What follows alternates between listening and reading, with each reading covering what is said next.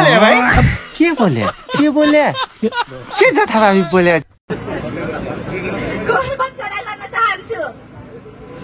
भदौ 23 गते भएको जेली भ्रष्टाचार जेली आन्दोलनमा भएको यो भ्रष्टाचार विरुद्धको मागमा हामी नेकपा एमालेका जेलीहरूको पनि साथ थियो।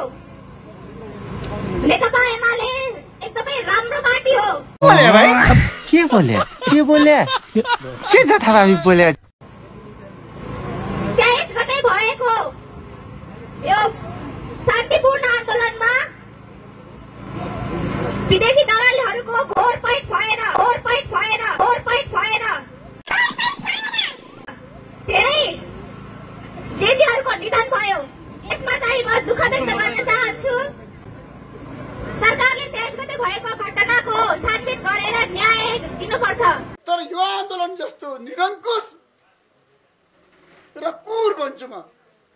दोषीहरूलाई कारबाही गर्नै पर्छ। सोही 24 गते भएको देशको सार्वजनिक सम्पत्तिलाई जलाउने सम्पूर्णलाई कारबाही गर्न म अनुरोध गर्दछु। म लगायत यहाँ जति पनि हुनुहुन्छ हामी नेकपा एमालेका जेलीहरूको जोरदार माग रहेको छ।